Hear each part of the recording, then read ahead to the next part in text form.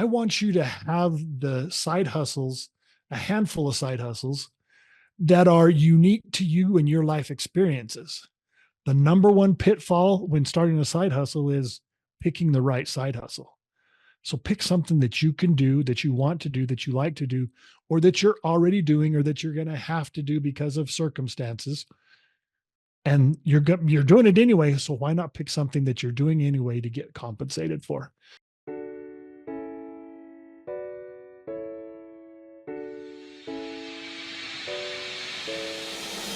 Welcome to Give a Heck. I am your host, Dwight Heck, and for much of my life, lived my life in quiet desperation, wondering how I was going to pay the bills, take vacations, save for retirement, and one day wondering if I would get off the hamster wheel of life and have purpose.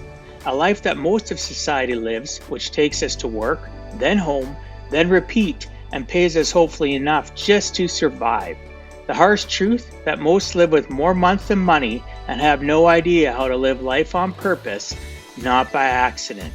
This ensures the mass majority are living not just financially broke, however emotionally and mentally as well due to financial pressures. In each episode, I will introduce you to thoughts, ideas, and guests that can help you to learn how you too can live life on purpose, not by accident.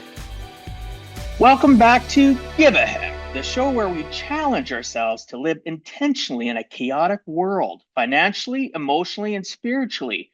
I've got a powerful question for you today. Are you prepared for what happens when what happens happens? What if it's cancer? What if it's Christmas? Both can hit hard emotionally and financially. Today's guest knows this all too well, and he's made it his life's mission to help us be ready, not by working harder, but by working smarter with what we already know. I'm honored to welcome Bart Morrell to the show, an international entrepreneur, speaker, and author of the book Monetize Your Mindset. He's been hustling since before he could legally drive, and yes, he did crash his parents' car at 8. From launching his first commercial bungee jump in Japan to navigating a life-altering amputation, Bart's story is anything but ordinary. But it was the moment of personal adversity that led him to ask, what do I already know that could help me create income and security? That question became the foundation for his book and his mission. Bart, I'm so glad you're here. Let's dig into how we can prepare before life demands it. Thanks for having me on the show. Oh, I'm excited for this. We had a great conversation leading up to me hitting record. Buckle up, listeners, viewers on YouTube. You're in for a treat. Bart's got a lot of great information. He's been through challenges, adversities, been on the climb, been in the valley of despair, but at the end, he's like myself. And the whole message of the show is giving a heck, being tenacious, grabbing that superpower that people don't acknowledge as a superpower, and never giving up. So I appreciate you coming on. Bart, before we dive into your book and your mindset philosophy, I want to start with your origin story. I find it's so fascinating what people have gone through and the decisions that they've made. And sometimes, like myself, I was an adult in my late 20s, early 30s before I realized how many things were impactful from my origin story that were good, bad, or indifferent, right? Not saying that anything was bad in yours, but the self-discovery of us being aware of our past, not letting it hold us back, but using it as a catapult is why I see many successful people where they are today. So please tell me your origin story, from your earliest recollections that you're willing to share to where you want to stop. I appreciate it. Okay. So I grew up in a small town in southern New Mexico. So you have the boot heel in New Mexico, that little jag at the bottom, right in the center of that. My dad used to say it's where the road ends and the West begins. And that's exactly what it was. But it was, as a kid growing up, it was so fun. I don't remember not having a horse until I went to college and I sold my horse. I don't remember not having a dog. I was always around dogs. My dad was a pig farmer, which we will get into later, but I grew up around pigs. I grew up around work ethic. I learned how to work from a very young age. Dad was taking me on the pig farm. I remember one time I was probably around 12, somewhere in that age group, a little bit of a rebellious teenager. And dad says, Bart, I need you to come help me. and he takes me out in the middle of the farm, and he leaves me to take off these tires off of a big rig truck, an old rusted out big rig truck. And he left me, and then he came back, and I'm like, Dad, you asked me to help you, not come out here and do it myself. And he's like, you did help me. You're doing it here, and it allows me to go do something else. And I just remember that, and how, I don't know if I was angry. I was upset that Dad just came here, dropped me off, and expected me to do this pretty, strength strenuous work. It was just, it was hard. And I could have used his help, but I was there to figure it out. And that's what I grew up around. Dad, I started working from a very young age, not because Dad needed my help, but because he wanted to instill that in me. And so that's kind of where I got my start. When I got out of high school, I went off to college, and then I took 2 years off to go do a mission for my church. And that's where I had my first experience in Japan. So I want you to picture this here. Podunk, New Mexico, where it's warm and hot, actually, in the summertime. I don't know. We'll get more into how many pigs there were in my town, but my high school was 230, 250 students, 7 through 12. So that's how small my town was. And I go from there to Hokkaido, Japan, to Sapporo, Japan, which is 3 million people, maybe 5 million people, somewhere like that, all concentrated in an area. And it was cold. You experienced cold. You're up in Canada, but this place, your snot would freeze in your nose, and you would have to go like this to get the clots out of your nose. And so it was just a drastic change from small town, major city, warm to cold. And but it was great. It was a great learning experience. I loved being in Japan. I loved what I learned in Japan. I loved learning the Japanese language. And so that's kind of where I got my start. Came home, and I finished college. And this will kind of lead into how I started the Monetize Your Mindset stuff, my side hustle and stuff. I started it as a kid when I was 15, but where it really came to the forefront and came to, wow, I need to really fall back on what my dad taught me. And he didn't sit me down and give me the birds and the bees of business. He just showed me by example. He was a pig farmer, but he had his hands in many different things.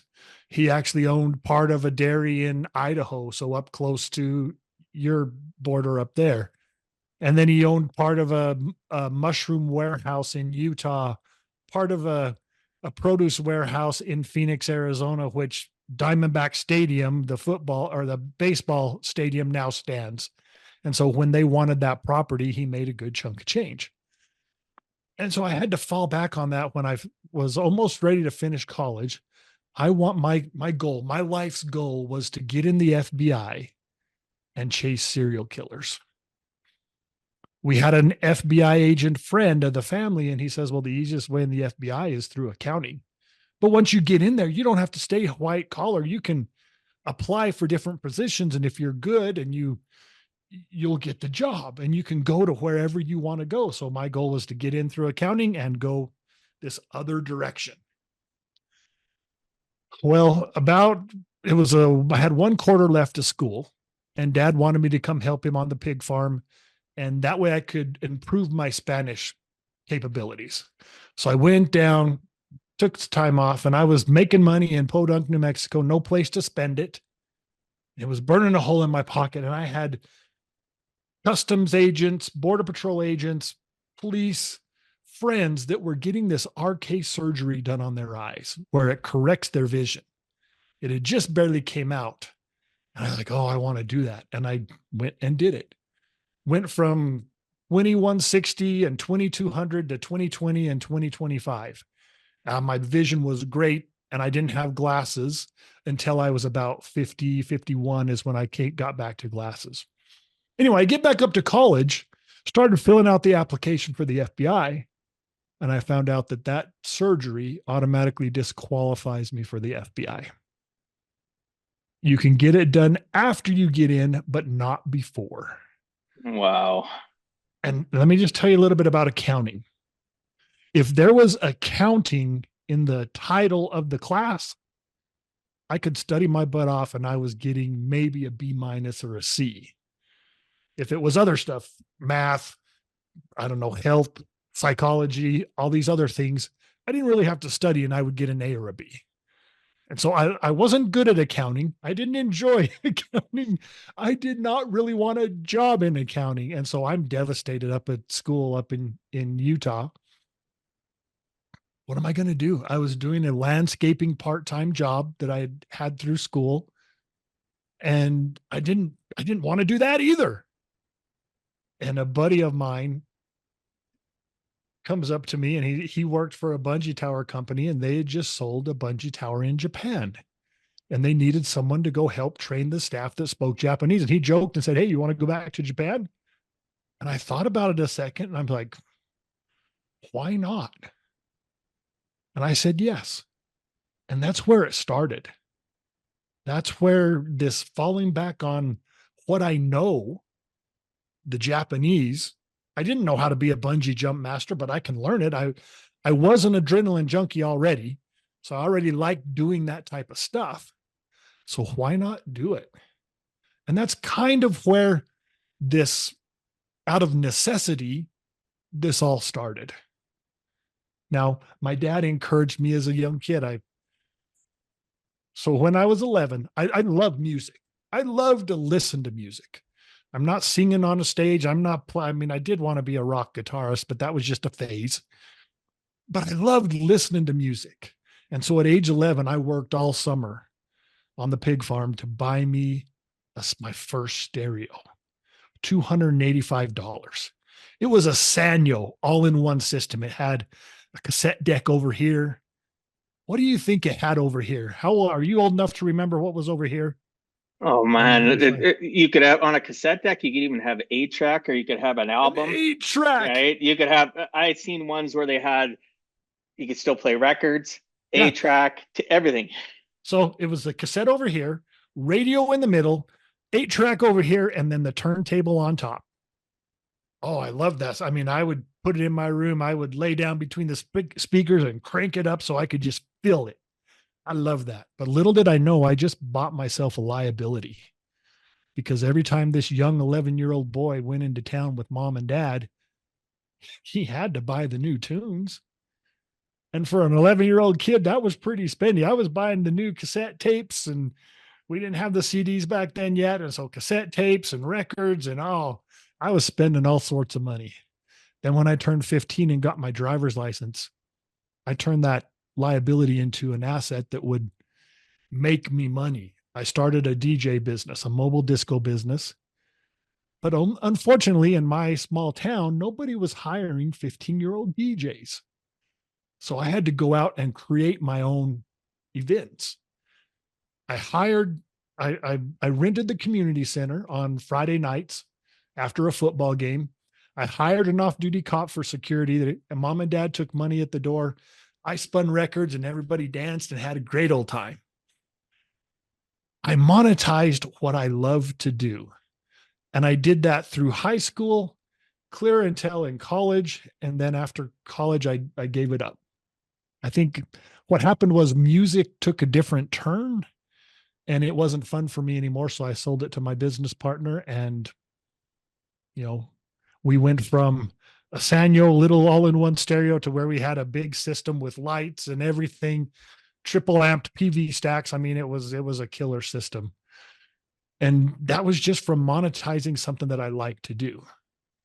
And then when I was devastated, I had to fall back on what dad showed me as him being an entrepreneur, him being, his was all in the agriculture industry, which he loved, but he didn't have just one thing that he depended on. Now, granted, the pigs were the main income for the family, but he had income coming in from all different sources.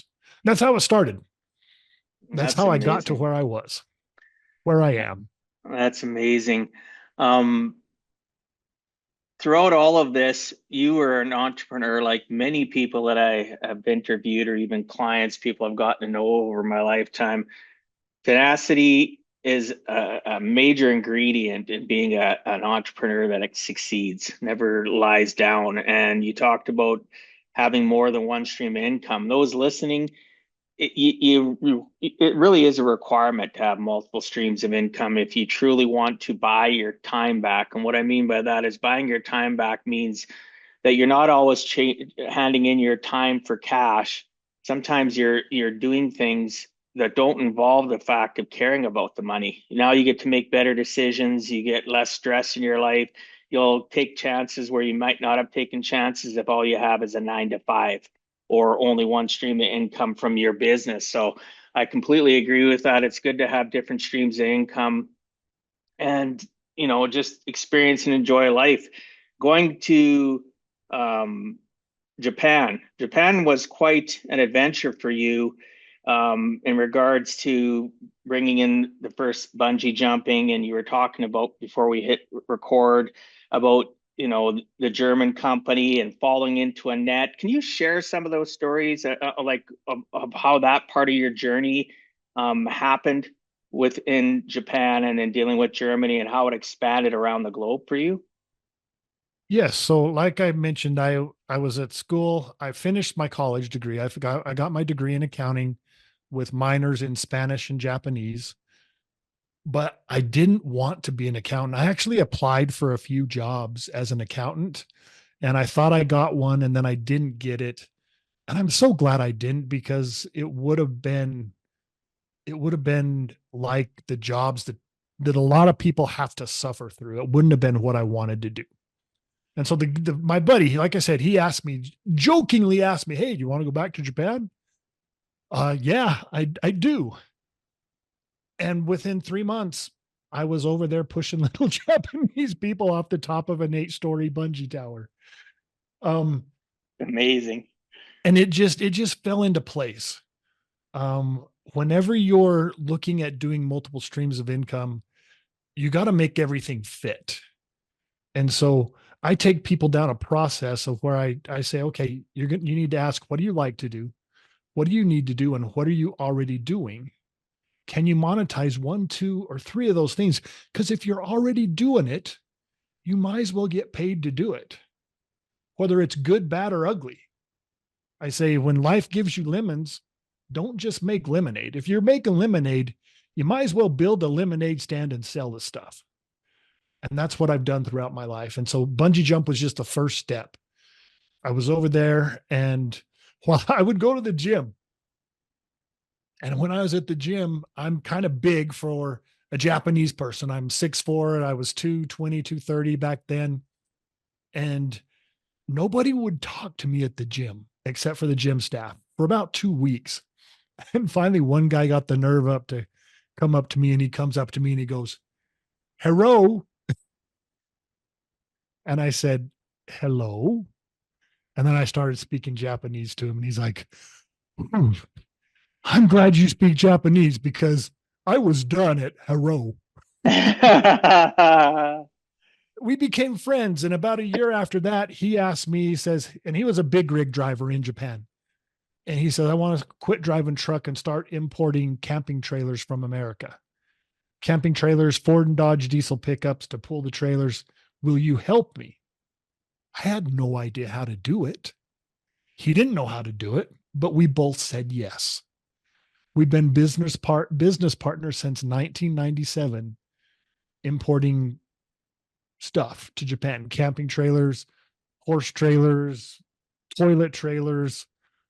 Uh, we did a Sea Ray boat one time. I've done Wow. Hummers, just whatever people are looking for. He sends it to me. I find it. I send them a list. Here's what I can find. And then I go they say, okay, we want this one. I go get it. I get it to the port. We get it over there. We've been doing that since 97, Wow. Good for just you. because we both said yes. We didn't know how to do it. I think it's Richard Branson, the Virgin Records guy. Yep.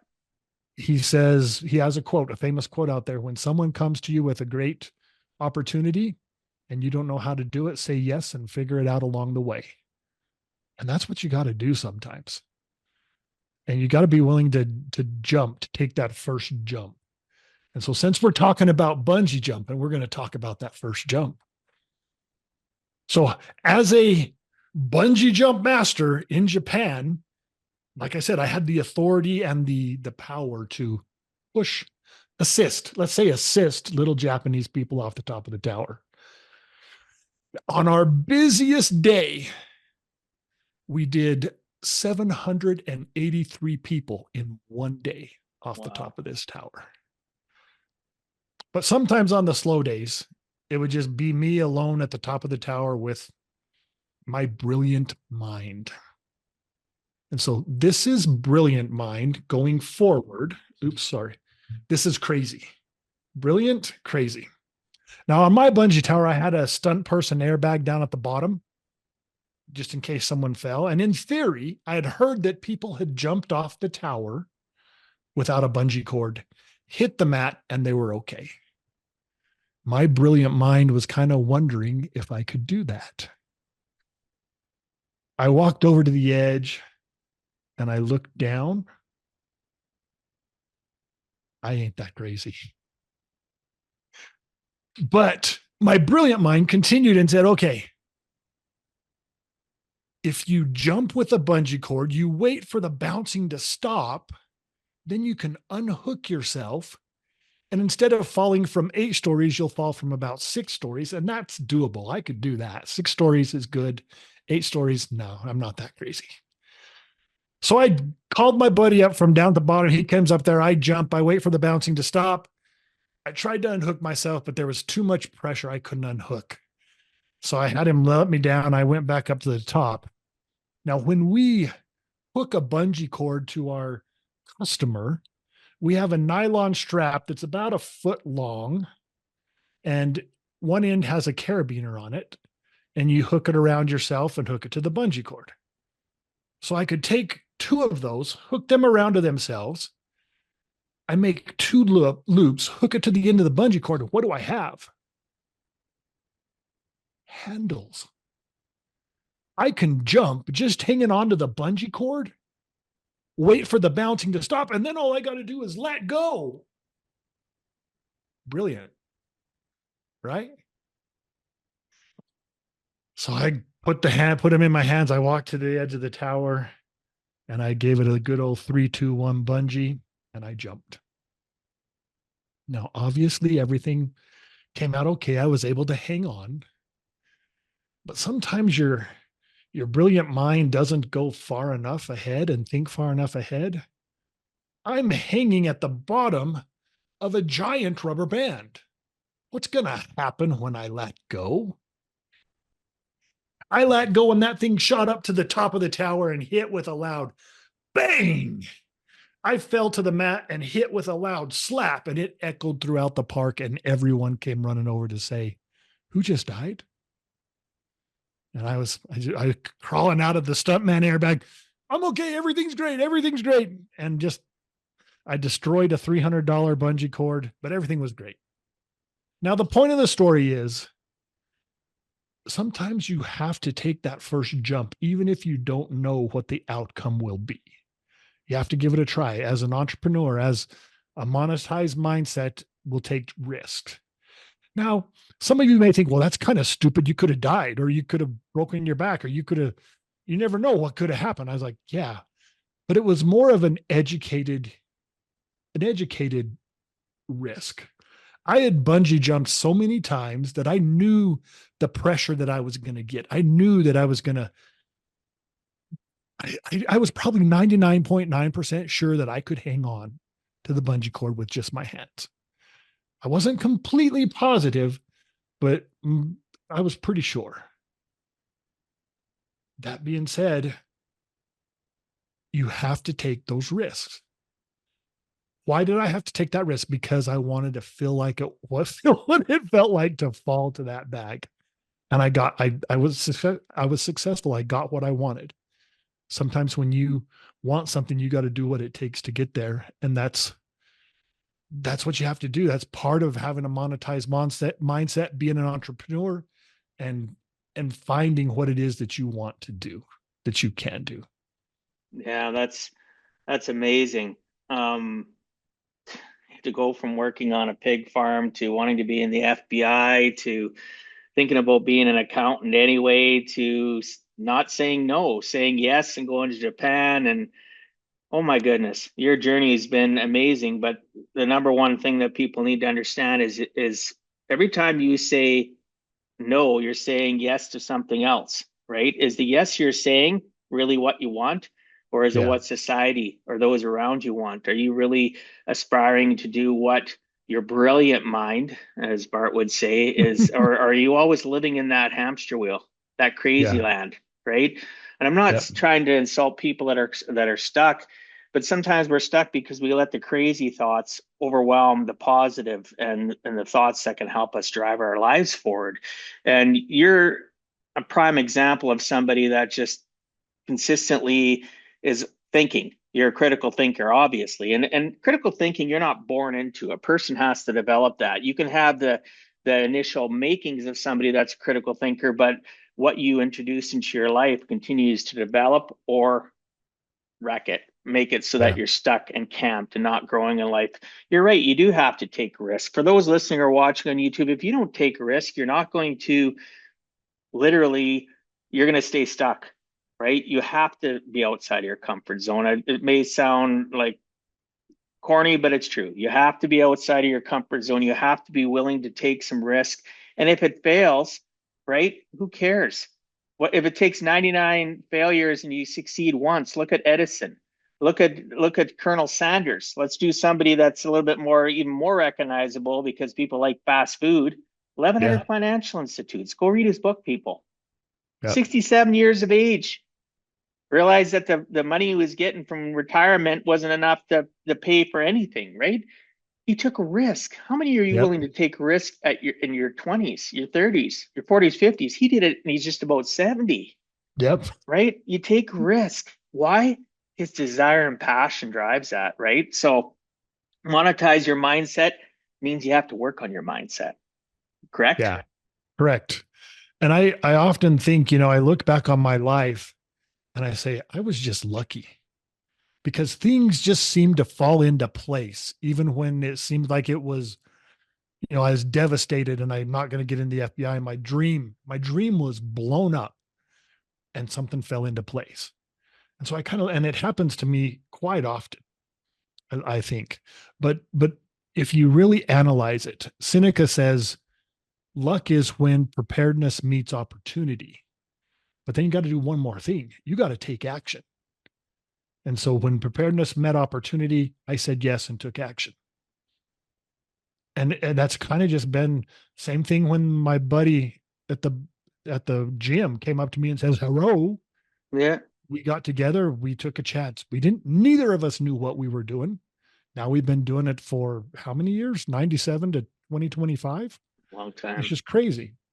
And then I've had people say, well, why do you need to monetize everything? Well, you opened up with what happens when what happens happens, when life happens. Several years ago, my wife, she goes home to Japan quite often to visit her family. And while she's there, she gets her health checks done.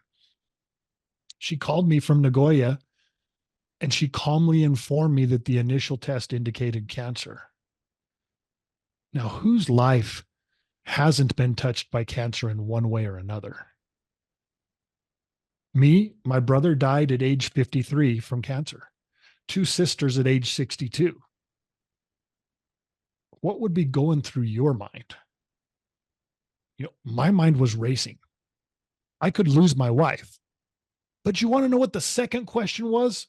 Or the second comment in my head was, we can't afford this. Why does my mind go to money so quickly? Money isn't everything. Or is it? When you don't have any or you don't have enough. I had money, but I didn't know if I had enough to drop everything and be by her side as she went through whatever it is she was going to go through. I felt helpless and inadequate and unprepared. Now, luckily for us, after 8 sleepless nights, the biopsy came back negative for cancer. It was precancerous and she just had to have a surgery. But that wake up call that I got made me more prepared for the next time life happened. And you kind of mentioned it in the intro a little bit that I had to have my leg cut off. That happened a year ago, a little over a year ago, March 25th, 2024. I had to have my lower left leg amputated. Now, when I found out about that, it was a kick in the gut. But I had already kind of switched my ways from several years ago when we had the cancer scare. I had multiple streams of income. But my main stream of income at the time, one of the big, probably 50% of my income came from dog training. So how am I going to train dogs when I don't have a leg? It was going to be tough. How long was I going to be off my feet? I mean, how long until I get back on my foot? I didn't know, but I was just like, okay, here's my thought process. This is the crazy thing. This is my exact thought process. After the shock and awe was over, okay, this is going to happen. There's nothing I can do about it. I need to do it. How can I monetize it? I kid you not.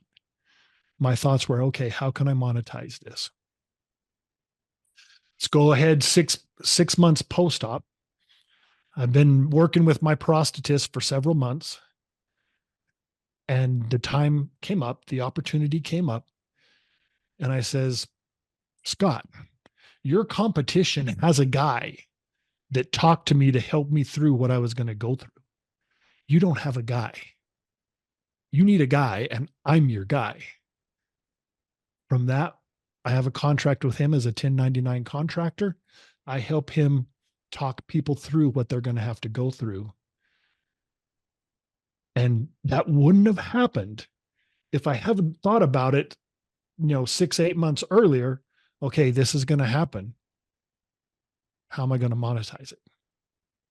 And then when the opportunity met opportunity, and I was already prepared, then I took action and said, Scott, you need a guy and I'm your guy. So that's how a monetized mindset works. Anything that comes naturally to me. Anything that comes across my desk, good, bad, or ugly, I say, can I monetize it? I don't monetize everything, but I ask the question. And then when the opportunity arises, I take the action. Now, you mentioned something earlier about knowing if it's right for you, if it's what you want to do. Do you really want that lifestyle? There is a Japanese restaurant in Japan that I love. It's called Koko Ichiban Curry. It's Japanese curry. And you can put all the toppings on it you want. I love it. I wanted to, in my head, I thought, okay, I want to take one of these to America. I had an investor in Japan that said he would give me the money to do it. And I said, well, what do you want in return? He says, if it succeeds, we split the profits. We work out a deal. If it doesn't, you don't owe me anything. So I kind of had free money. But then I got to thinking about it. And restaurants are tough. And they're hard work. And I thought, I don't want to work that hard. So I let it go. I like to eat curry, but I don't necessarily want a chain of restaurants or a restaurant making curry. And so I let it go because I didn't want that lifestyle. A lot of times we think, oh, Elon Musk's got it easy. Mark Cuban's got it easy. All these billionaires got it easy. Jeff Bezos, he's got it easy. Their stress levels are through the roof. And do you want that lifestyle? No. Mark Cuban slept on everybody else's couch until he made it. Even after he made it, I think he was still rotating on friends' apartments. Elon Musk did that even longer. Yeah. And so, Elon Musk is famous for not having a home for many years and taking people's guest house or guest rooms and stuff like that. Why? and do you Like, want that lifestyle? but and you know what though?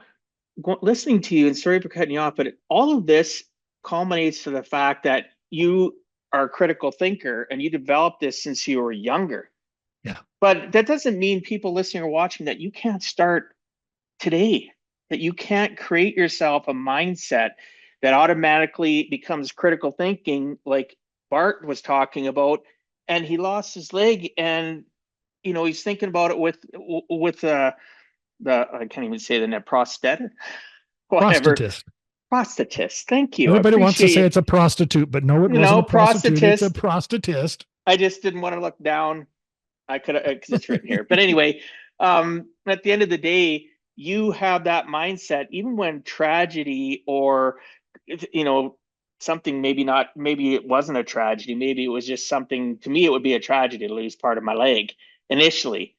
But at my mindset where it's at today, I would be the same as you. Like, maybe not to that level. You're a little bit higher level than me in regards to critical thinking. I thought it was pretty good, but you're at another level, brother. I appreciate that. But you literally made that arrangement. Even though you're going through a trying time, you still are looking to monetize. But it's not just about monetizing to help you. You really had to want to help that person. You wanted Yeah. to have that, wanted them to have that guy or that person. Well, And then unless because of your life, you're able to relate better too with everything. That's a culmination. People listening, that incident that happened with his leg wasn't just because of the leg; it was a culmination of work and climb. well, and I wanted to help the prostitutes as well, but yet when I had like 6 months between knowing I was going to get it amputated and actually doing the surgery. And during that time, I went down the YouTube rabbit hole and I could find people who had been through what I'm going to go through that are fun to listen to, but they didn't have the credibility. And then I found the credible people, the prostitutes or the prosthetic companies and the people that they put out giving videos. I'm just like, oh, I want to poke my eye out. This is hard to listen to, hard to watch. And Well, they're so not trained. They're not trained. They yeah. don't know And, how and to. so They I, don't know how to emote and give out information. and so I wanted to answer the questions that I couldn't find. And so me and my prosthetist, we do a YouTube channel together. It's called Beyond Limbs, Amputee Answers and Questions. That way I can be kind of fun and he can be the credibility that has answers that maybe I don't have. And so we do it together to hopefully make it a little bit more entertaining. And it's just to help people who are looking for the answers. Cause I did. I went down that YouTube rabbit hole and I was just like, I Isn't spent that hours and crazy? hours. Isn't it Yeah. crazy how it's easy to get um I was diagnosed with something here a few months ago, and I was at the hospital. Then I was talking to the doctor, and he'd give me the news. But now today in Canada, doctors get 15 minutes with you. That's it, and they have a timing system on the wall because they're only paid for so much, and they'll have an average doctor here. Will have 1,200 to 1,500 patients, and they're Wow. constantly on the roll. So you didn't have a lot. My point is, you didn't have a lot of time to explain, so I went down the YouTube rabbit hole. I went down the AI rabbit hole. And then Yeah. initially, people, when you do that, don't believe the first things you see. You got to go out and get lots of information, because the first thing I read, I was just like, "Ugh." And then my critical mind kicked in going, okay, that's one person. Let's go next. But then you can get into that hamster wheel of evolution of YouTube and AI. And my goodness, Yeah. I booked another appointment with him with a list of questions. And I said, it would have been great if you could have done this. And I wouldn't have spent the last like 10 days till I could see you again. He says, I agree. It's not that that's what I want, but when I Yeah. told you that you need to do, he says, I give you some point. Yeah, but I said, you never, it's not because he's not a good bedside manner. He didn't have the Yeah. time to even implement bedside manner or be like you are, you know, working with your YouTube channel, working with helping people understand what's going to happen, what their experience is going to be prior, during, and after amputation. Right? That's Yeah. amazing. Good for Well, you. and I was terrified. I mean, I I jumped off a bungee jump just hanging on my hands. Yeah.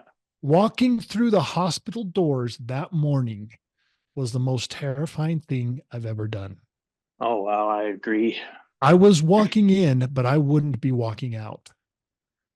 The closest thing, the way to make you understand it is like a death row inmate walking to the death chamber. It's a little exaggerated, but that's what I was feeling. I was so in my head, I was yelling in my head, peg leg walking, peg leg walking, and just tried to make fun of it, try to be light about it. And just, I mean, I jumped. I had to jump. This had to happen. And so that's, I just had to do it. But it was terrifying. And when things are terrifying, sometimes you just have to do it. But I searched everywhere on YouTube. I don't think I was versed in AI at that time, but I was looking for talk to anybody I could. So it was the other prosthetic company had someone I could talk to that had been through what I'm going to be going through. And so that's where like I said, when the opportunity came up, I said, you don't have a guy. And We'll just have to make sure we put that in the show notes about that show that you do with him. I'll get that information from you. sounds good. You can email it all to me. And Yeah. literally, so it's in the show notes so people can easily find it because there may be only a select part of the population, but they deserve to be served, right? Yep. And Yes. there's in the evolution of the internet, if you don't put stuff in and have what they call your SEO, your search engine optimization, you're not going to get discovered as much. So I definitely want to put in that in the show notes, in the detailed Yeah. show notes. Obviously, it'll be in the transcript because I put the transcript there too. But I'd like to have a link for it and Yeah. stuff. So we'll talk about that after and get it from you so I can ensure to make sure it gets its due course for people that really need it. Right. And then you talked about how a lot of people don't have that mindset that I have. And when I decided to write my book, are you familiar with Toastmasters? I think Of you are. course, of Yeah. course, yeah, So yeah. I was doing a Toastmasters type program in a 90-day inpatient drug rehab center. I was volunteering there, teaching them how to tell their story. And I was sitting there and I was listening to Jen. She was telling her story. And she talked about how she thought until she went to college, she thought everybody's life was just like hers. That when her family was out and about, there was no abuse, no neglect, no weird stuff. They were normal. But then when they got home, there was abuse, neglect, and things just weren't what most people go through. And she said, I just thought this was the way it was for everybody. Everybody else was out and about normal. When they went home, there was abuse, neglect, and things going on. And she says, until I went to college, I didn't know any different. And so I think about that. I was sitting there and I thought, it's the same with what I do. It's the same with the way I think. If you didn't grow up with a dad like my dad or my dad, you don't think like I do. And so that's when I decided to write my book, Monetize Your Mindset, and give people the opportunity to think like I do. And when I work with people one on one or in groups, I take them down a process. What do you like to do? What do you need to do? What are you already doing? Now let's add another step to that. What would you like to learn? What do you need to learn? What have you already learned that you can teach others or help others with and get compensated for it? And we make these lists and then we refine the list down into two lists. What do you like to do the most? What can you turn into a stream of income the quickest? And sometimes you're not going to be accurate on when you can turn something into a stream of income. And that's okay. You don't need to be accurate. You just need to think, okay, I think I can get this here in 2 months or whatever the time frame is. And then when you look at those two lists, what what ones are up on the top on both lists? Those are the ones you should probably try first. And so you make another list of the ones you want to try first in what order, and then you just go after it. And so I help people think like I do because this comes naturally to me. I just came up with a process to maybe a memory jogger. I have a speaker friend of mine. He's the positivity psychologist. And he talks how he tells people the obvious things about themselves. It's like, I'm not telling them stuff that everybody else doesn't know. I'm just pointing it out to them so that they know it. And that's his job. It's the same with me. When you work with me, I don't have an agenda. I don't want you to come help build my company. I don't want you to come help build a network marketing company I'm in. I want you to have the side hustles, a handful of side hustles that are unique to you and your life experiences. The number one pitfall when starting a side hustle is picking the right side hustle. So pick something that you can do, that you want to do, that you like to do, or that you're already doing, or that you're going to have to do because of circumstances. And you're doing it anyway. So why not pick something that you're doing anyway to get compensated for? Then you're already doing it, so you have the time for it.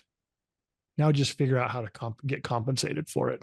What would you say to people though that, because this happens, 20 going on my 23rd year and coaching people financially and helping with their businesses and their life coaching. What would you say to people that they take that passion, something and they monetize it, and it goes from liking it to hating it? Because that's happened. I've seen it time and time again. Is there a specific point along the journey where they should have just pulled the pin, or asking certain questions to themselves to know whether or not they should continue on this journey, even though it's monetizing and they're making money? Maybe they don't like it anymore. Now they get into that hamster wheel of dread or regret. So one of my passions is I love animals. I love dogs. I've had a dog all my life, like I said earlier, and I love dogs. And about, it's probably 6, 8 years ago, I adopted a 90-pound, 8-month-old Rottweiler puppy. Came from a rescue. He didn't know the word no. I couldn't leave him alone with my wife, not because he was aggressive, but because he was still a puppy. He was still mouthy, and he would bite on her arm, and I'd come home and her arm's all bruised up. I'm like, oh, make sure you tell people that I didn't do that to you. But so I started calling my buddy Sean. I said, Sean, I need help here. I need help here. I need help here. And finally he said, Bart, we're doing a train the trainer program. Why don't you come and get some good structure in your training so that you can train your dog? I did it. I said, okay. But I thought the same thing. I thought, am I going to start to hate dogs? And I actually asked Sean that. I said, Sean, if I start training other people's dogs, am I going to start to hate dogs? And he said, no, you're not going to hate dogs, but you might hate their owners. And that is the truth. Dealing with the people sometimes is the hardest part, but the dogs, we love it. But it was a concern, and it could happen. Snowmobiling. Just out of college, I started a snowmobile rental business with a buddy of mine, where we took the snowmobiles up on the top of the mountain, and people would just come pick them up from the mountain and go out. The problem with doing that is idiots on these snowmobiles would go out and get them stuck, and then, hey, come help me get out. And so I spent all day getting people unstuck. I did decide I didn't like snowmobiling anymore because I spent all the time dealing with people, not because I don't like the snowmobiles. I love to ride. I just wouldn't do that as a business Well, because of the dealing with the snowmobile people. doesn't have a personality, right? Right, right. It wheels whatever is on it, driving it. It's just like money. People say money's evil. No, it's not.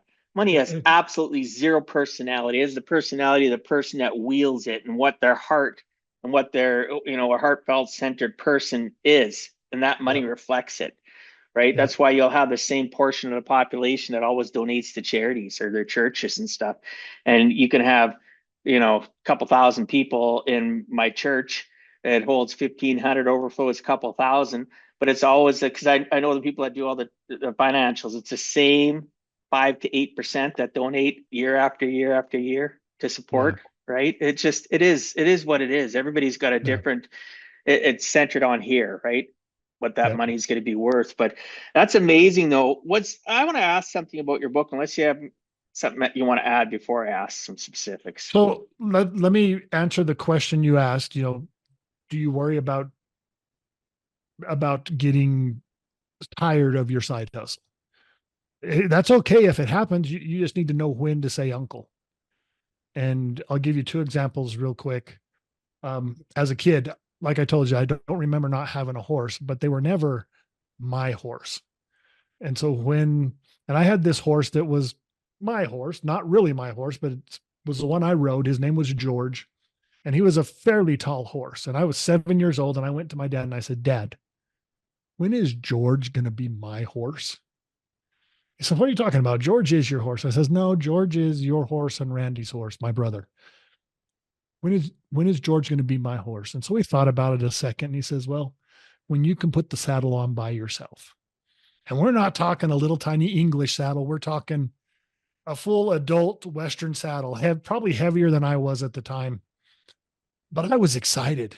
I tied George at the pole in the backyard, grabbed a stool from the table, took it out, set it by George, drug the saddle over to the stool, hopped up there. I picked it up and got it up just enough to press on the side of George, and George stepped to the side, and I fell on my face. And I did that every Saturday. You remember Saturday morning cartoons? After Saturday morning cartoons, George was tied up in the back, and I was trying to put on that saddle. Wouldn't succeed. I would go get dad or my brother. They would put on the saddle for me, and I'd go ride my horse. Fast forward to 12 years old. I finally did it. I put that saddle on George by myself, and George was my horse. Just in time to sell him and buy me another horse for roping, because I was into the rodeo scene. And we bought an old horse named Buck that would take care of me. But I did it. Now, several years ago, I decided I wanted to be a poker player and that I wanted to make my living playing poker. And you could play poker online and for real money and make money. I did it for about 8 months, and I studied poker better than I studied accounting. I mean, I was reading books this thick about poker, learning how to play poker. I really focused and got into it. 8 months passed, and I kind of looked at my poker account, and I was positive $500. And I looked at my time, and I put it in there, and how much I made, about 20 cents an hour. That wasn't going to pay the bills. And so I put poker on the back burner. It's not something that I'm trying to make a living at. So why did I give George 5 years and give poker 8 months?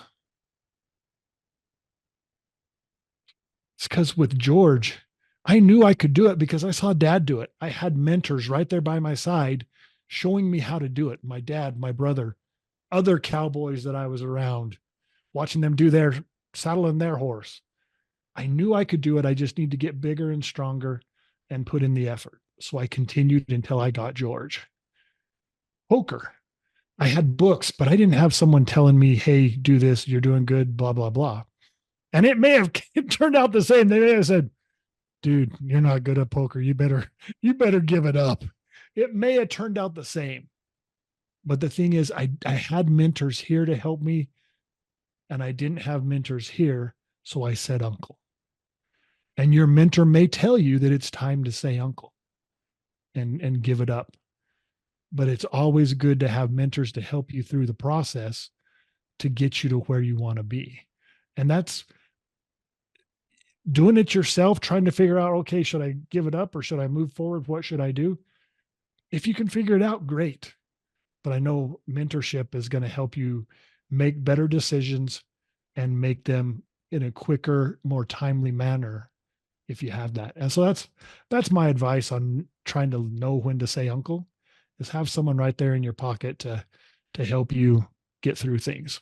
Exactly. And for those listening or watching, a mentor, a coach is an investment, not an expense. That's another thing you have to change within your mindset, is thinking about everything on a monetary basis as being an expense, because it's telling your brain that you're going to worry about money again. And instead of thinking, if I invest this, I'm going to have somebody tell me what way to go. Maybe I need to go a different path. They can help you collapse time frames. I am totally for coaching and mentoring. I've done it. I still do it today for myself. It's just, it is what it is. Having that person I can bounce things off of. I don't have somebody specifically hired anymore because I've built relationships with enough people over the last 30 years of attending events and stuff. They bounce things off of me. I bounce things off of them. But at one point in time, I paid for coaching.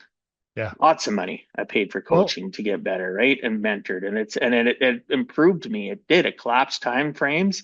And it gave me really, if you get a good mentor or coach, you're friends. You become yeah. friends. It's not So even about money. Sean, my dog training buddy, who I took his course, it was $8,000 to go through his program. It was 2 months, all day, every day, working with their dogs. They had a big training facility where they had 30, 40 dogs in it all the time. And so I got to get my hands on 100 plus dogs during that 2 month period. I invested in it. I started my own business when I got done. My first year, I met a business partner at this same event, and I we partnered up on the expenses side of things, the website, the Google ads, the other stuff that we have to pay together on. But then he does the one-on-one training. I do the board and train where they come in my house. So we don't compete with each other. And that first year, I made almost $100,000 on my dog side hustle. He made almost $50,000 on his side hustle. But we wouldn't have done it if we hadn't spent the $8,000 to get the training. And we wouldn't have known how to do it properly. And with that mentorship, and I can still call Sean and say, Sean, I need to work. I got this problem. How can I fix it? He's going to be one of my buddies forever, and he will help me out. It doesn't cost me any more to call him, but I had to make that initial investment to get it off the ground. Well, that mentor, our coaches are like, you see a fire, for an example. People put all the wood and stuff in, but yet without the spark, without the flame to ignite it, Yeah. it never grows to its full potential, does it? It just sits there. It's not giving off any heat. It's not being able to cook food. It's not keeping you, warm. Mentorship is that spark, that Yeah. flame that can ignite the drive and passion that you've compartmentalized and driven down because of learned behaviors from childhood, from social experiences that made you think differently than you should be, right? Maybe a negative experience. So yeah, we're on the same page. Mentorship's so important. Coaching is so important. And it's just that investment mindset that people need to understand as opposed to always thinking, yet they'll go on a holiday for 2 weeks, get in debt on a credit card, and spend the next year paying it off. And I'm talking from experience, Yeah. finance dude, right? I do a lot of budgeting and spreadsheet work with people, and at the end of the day, they don't realize that their most precious thing is their life, and their life's in session. It's not a dress rehearsal. Invest in themselves. Don't go on a holiday for a few years. Yeah. Your life, go to a local lake, bayou, go do some stuff, go hiking, go. There's a lot of low cost things that we have in our own countries, our own, for you state, for me province, our own cities, our own municipalities have different things that we don't look for because we look at society and they're going all over the place traveling, and you see the facade, but you don't see the reality at the back end, right? Yep. They're never really truly building their lives, or they're temporarily happy Yep.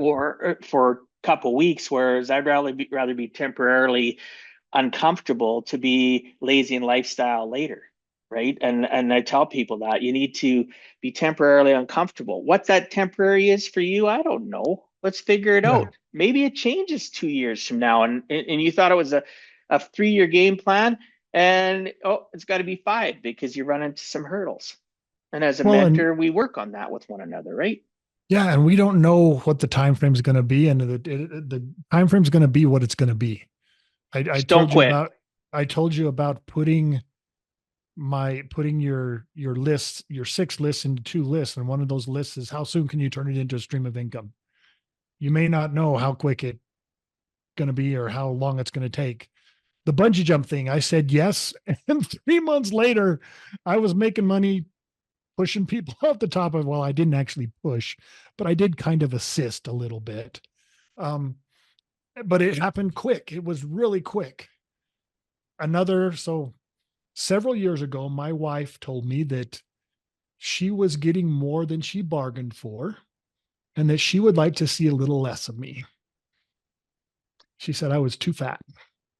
And I said, huh, okay.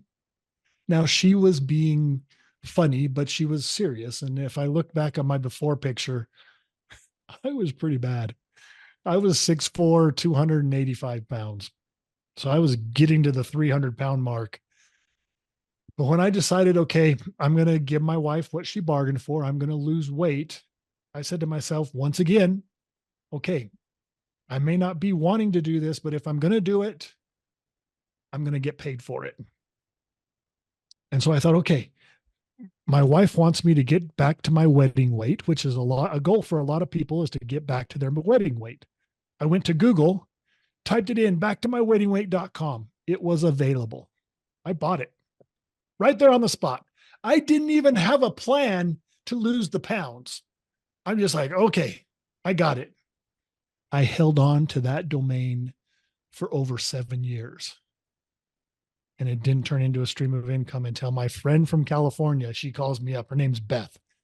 Bart, you got to try this. It's amazing. It's awesome. You tried, you don't like it. You can get your money back. And I'm like, Beth, calm down. What is it? It's the 10-day celebrity transformation cleanse. Beth, I want to do a 10-day cleanse like I want a colonoscopy, and that's not very bad. Now, I was trying to embarrass her in front of her friend she had on the phone with her, but she was pretty quick on her feet. She's like, well, at your age, you probably need both. Oh, gotta So give her credit for that. she bugged me. She continued to bug me for about a year and a half, and I finally gave in and tried it.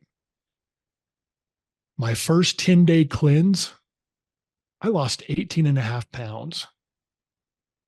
I'm like, oh, that's cool. I didn't even have to go to the gym for that. I bought another one. I took a break for about 4 or 5 days. I did another one. Another 11 pounds gone in 10 days. Less than 30 days, I was down 30 pounds. So I did another one and another one. I did 4 cleanses in 2 months and 5 days, lost almost 50 pounds, and I was giving my wife what she bargained for. I made it back to my wedding weight. Now, it's not about the amazing, Holy Grail cleanse, the Holy Grail weight loss program, but I turned that into a stream of income. Once again, something that I needed to do, not something that I wanted to do or that I liked to do or that I was already doing. I needed to do it for myself, for my health purposes. And it took me 7 years to get there before I even found it. I mean, I would search too. I looked, and everything out there was about the 90-day challenge of me dieting and exercising. And I was just, they wanted me to get my butt to the gym, and it wasn't in my DNA. I went to the gym. This is a true story. This is not makeup. I went to the gym that first day, bought my 3-year membership, and never went back again. That's typical though for a lot of people, especially the New Year's people. They buy their memberships. I have friends that are personal trainers and that they're really busy January, February, and then the Yep. rest is they're starving, but the gym facility is still doing well because people are locked into a contract and they got residual income and they really Yep. don't care if you show up or not. No, the gym doesn't care if I come or not. And that's what happened to me. And that's why it took me 7 years to find something that worked for me. I can focus for the 10 days and it may not be fun. The green drink doesn't taste great. And it's not a water cleanse, it's a vegan cleanse. So I'm still having vegetables and stuff, but it's a system and the system worked for me.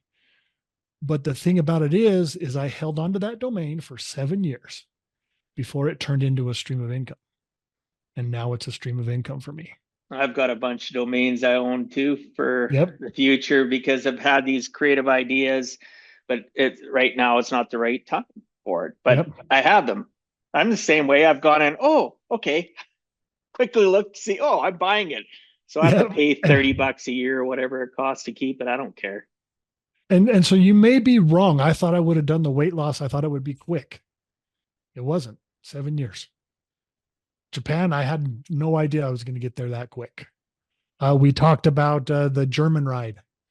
So my Japanese company that did the bungee jump stuff, they called me when I was in America and they said, Bart, we saw this thing on TV. It's in Germany. It's a complete unattached free fall into a net from about 150 feet in the air. We want you to go try it. And I'm thinking, and I actually told them, I says, free fall into a net from 150 feet in the air, that's gotta hurt. Yeah, I 15 know. That's why we stories? want you to go to, that's why I want you to go try it. So I called Germany. Germany says, no, it's just for stunt people right now. I'll call you back whenever it's time for the public. I thought I would have never got a call back. I got a call back. They said it's ready 2 months later. And I was on a plane to Germany. I went there, tried it 3 times, flew on to Japan. I sold 3 in the States or 3 in Japan for the Japanese company. And then the German company hired me to build 2 here in the United States. And it just happened because I'm here and I was willing to say yes to that trip to Germany. And it did. And just for, so you know, it didn't hurt. Each corner of the square net that you fall into is hooked to a bungee cord. And so it just kind of goo and cradles you as you land. And so it was a fun ride. It was great. That's But awesome. But but jumping 15 stories into a net, I don't know. well, and you didn't jump. They put you in a harness and they hooked you to like a release cable, a release Oh, okay. carabiner, and they would say, "Okay, we're going to give you a countdown to 3," and then they pulled the thing, and it released you, and you didn't have a choice, but you're falling butt first, so that you can't That get wouldn't your be bad. arms behind you. But you didn't have to jump. They just said 3, 2, 1, and then you're oh. And so, funny story. I'm dating my wife. She's Japanese, and I had this. I had the bungee jump. I had the sky coaster, the big swing thing in Lagoon or in some of the amusement parks, and then I had this German ride in the park, and then I had one that we were designing and developing ourselves. And my wife, she was trying to impress me, and so she went on all of my rides, and I had that release carabiner hooked up on the nothing but net is what it's called in the States. But there's also another carabiner that hooks so that if it releases soon, she doesn't drop until you're ready for her to drop. Well, the first time I said 3, 2, 1 and pulled the thing, I forgot to unhook the safety. And so she dropped like less than a foot and it caught her. And so she had to go through it twice. I picked her back up, hooked her back into the thing, took off the safety, and then did another 3, 2, but she got 2 of the Ooh, she got it Oh twice. my gosh. My Yeah. poor wife, what she went through. That's good. You got a good support network. But then Um, we got married, and there's no more extreme thrill rides for her. She's like, nah, I got you. I already got you. We ain't doing that anymore. uh, she got you. It was like the worm on the hook, and then a fish bites it. Too late. Yep. She got you. Yep. Not doing that again, hubby. So I know from right, let's talk a couple more things and we're going to wrap up the show. Your book, Monetize Your Mindset. I know from writing my own book, I found it to be very cathartic, that I learned things that I had compartmentalized and even pushed back myself.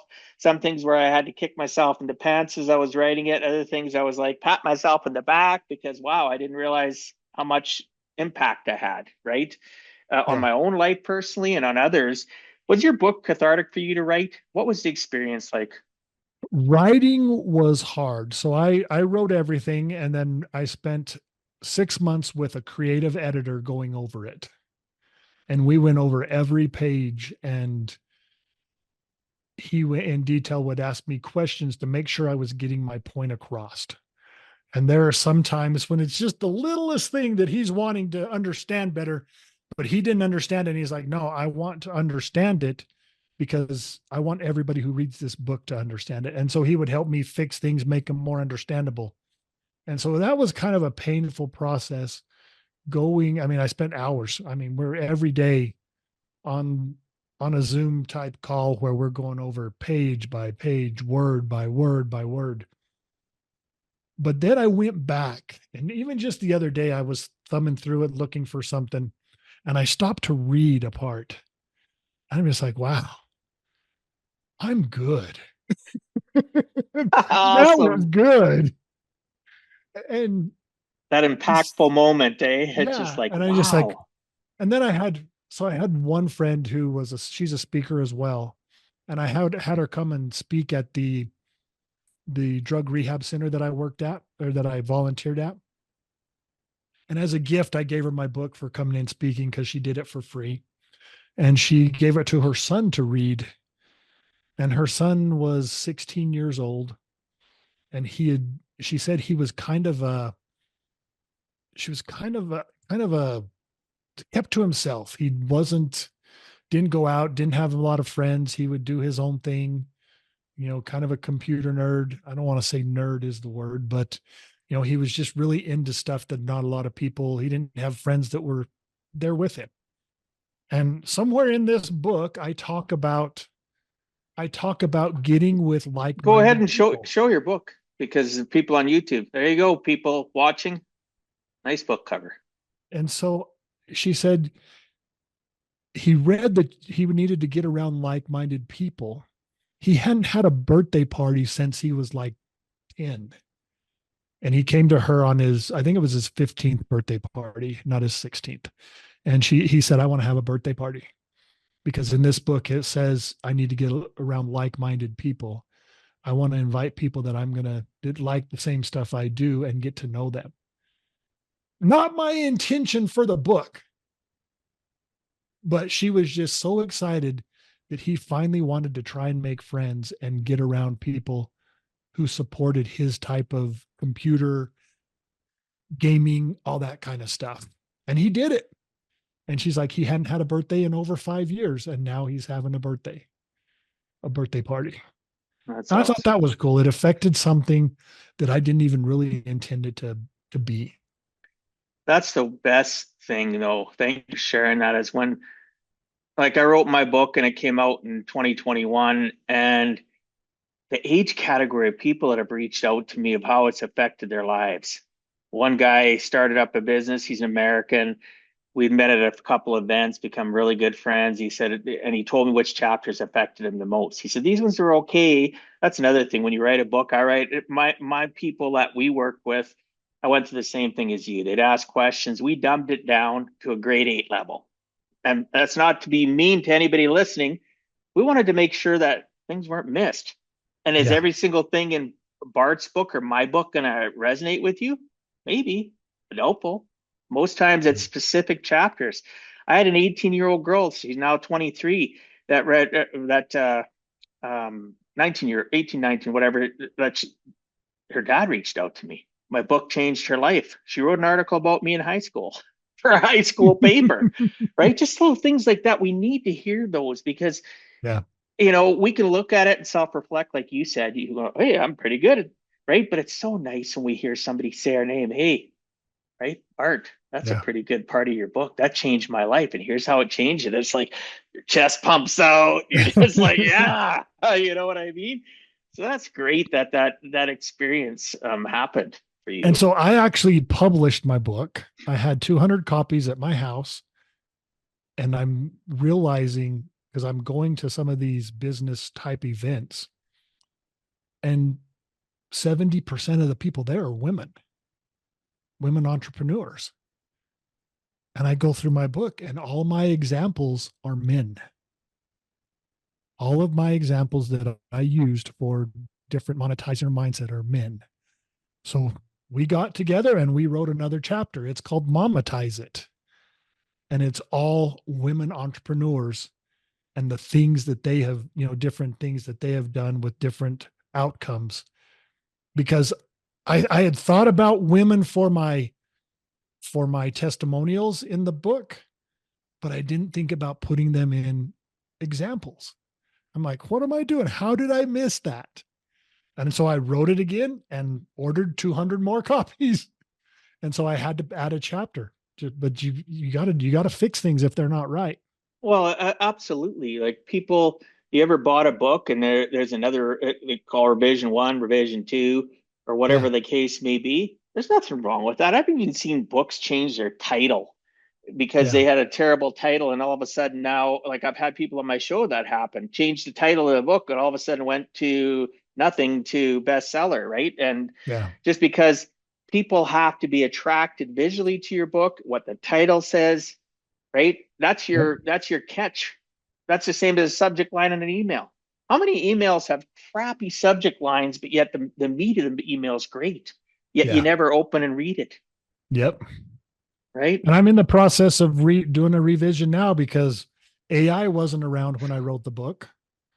So learning how to use AI, and then there's so many tools like we were talking about Descript, and Yeah. there's Canva, there's all sorts of tools now that make life so much easier for the solopreneur or the side hustler.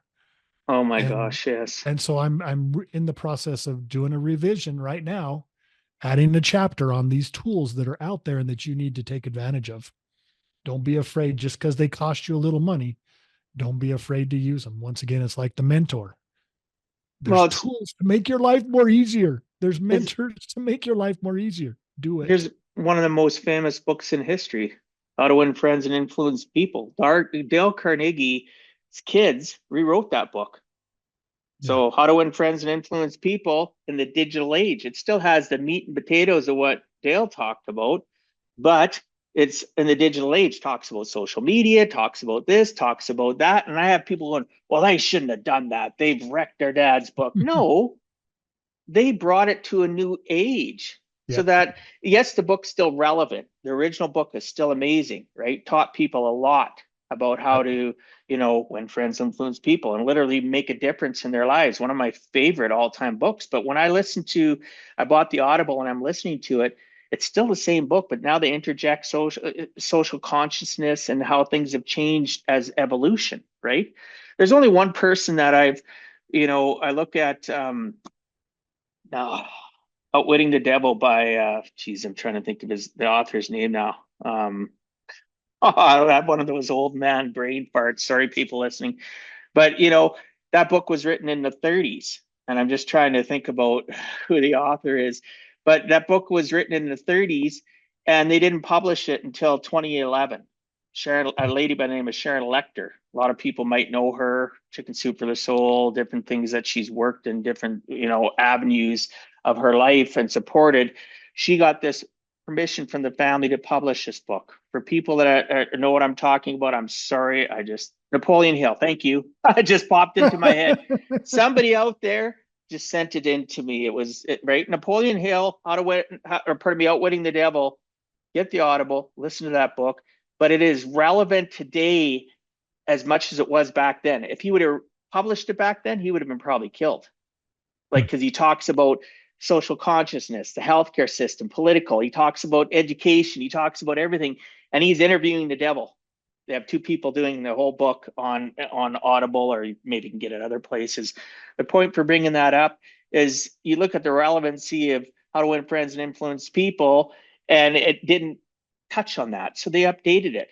They Yeah. didn't have to. The only thing that Sharon Lecter did in when they narrated finally released it, I think it was 2011, Outwitting the Devil. It's still one of my favorite books of all time. I absolutely recommend it to people.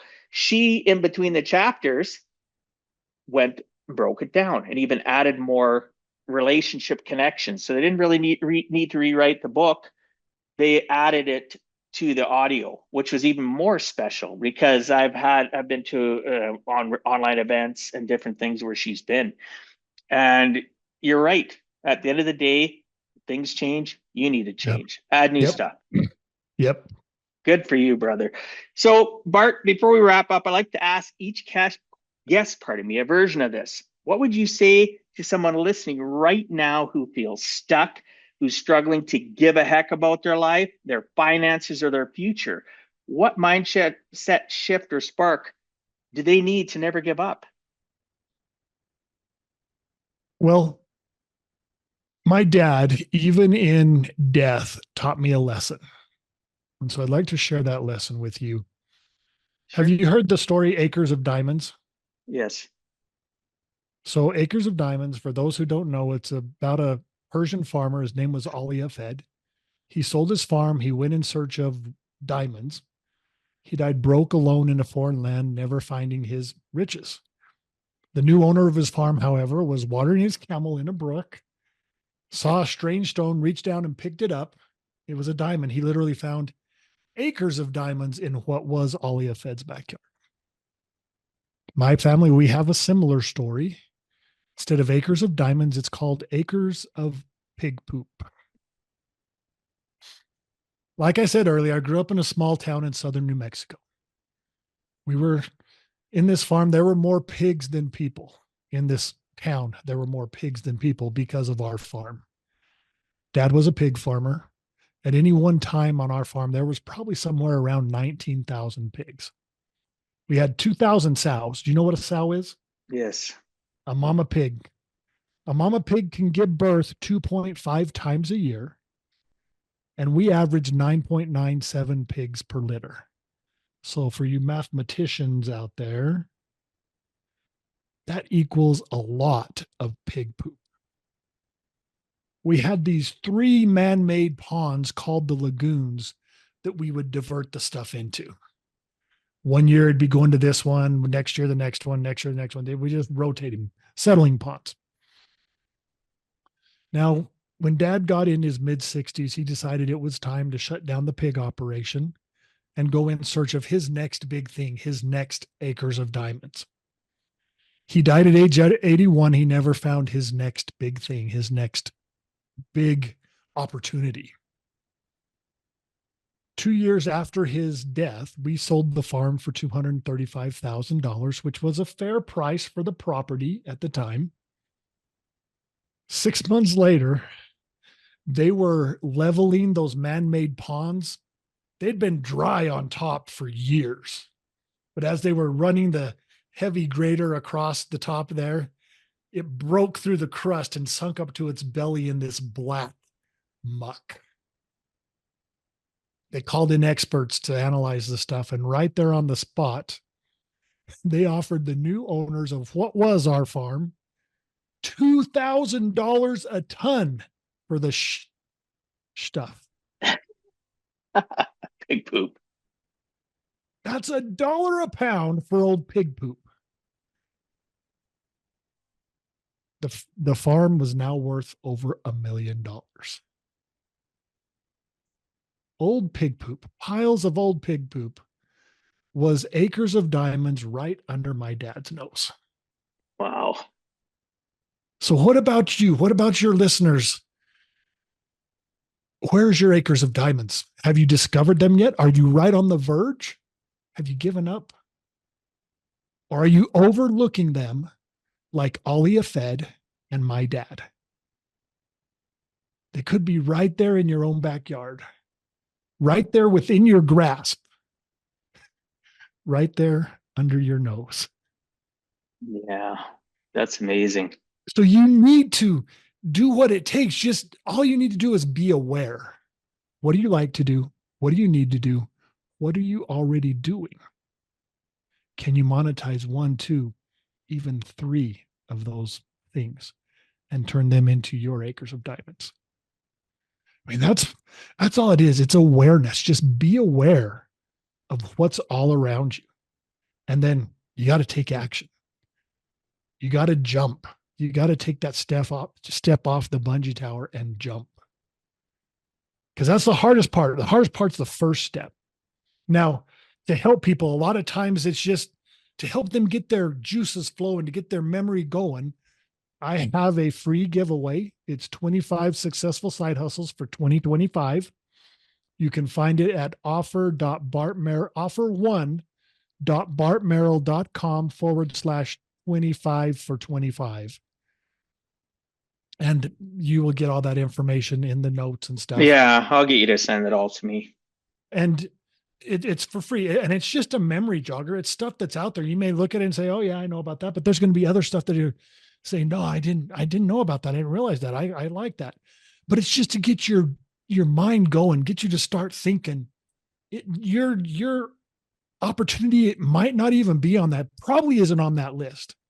It's just a memory jogger to get you thinking about what's in your own backyard, what's right there, just right there within your grasp. And so just take that and read it. It's free to you. There's my other YouTube channel that I just started. I don't know if you can read this. I think it's kind of blurry. I see samurai on it. That's it. The Side Hustle Samurai. So it's Bart Morrell, Side Hustle Samurai on YouTube. I answer questions, I give ideas, and I talk about monetizing your mindset and getting information out to people. But you may need me, you may not need me, but if I can help, I'm glad to be of help. Fantastic. And you can head over to your website, I assume, bartmerrell.com. bartmerrell.com. Yeah, to find out information about you and get your book and stuff, I assume. Yes, sir. Fantastic. I'll make sure. You can also find my book on Amazon as well. So that's good. I don't care where you get it. Just get it, read it, and I hope you get some ideas. Once again, this book is not a what to do book. It's the how to think book. It's giving you different examples of different people that I know and the side hustles that they do. Some mine, some other people's. Fantastic. That's awesome. So I appreciate you being on the show. Do you have any last comments before I wrap up the show? The last comment is go monetize it. Give a heck. Bart, thank you. Hey, that's good. Give a heck and go monetize it. There we go. We should do, hey, there you go. There's our podcast. We'll do it together. We can look at it. Hey, you never know. Yep. We both have a lot of commonalities and thought processes and stuff, and I think we could help a lot of people. So food for thought. Figure that one out, monetize, man. Just teasing. Anyway, thank you for being a living example of turning pain into purpose and knowledge and into freedom. And to all you listening, this is a reminder. It's never too late to give a heck. You just have to take the first step. Be kind, be bold, and always, always give a heck about your life.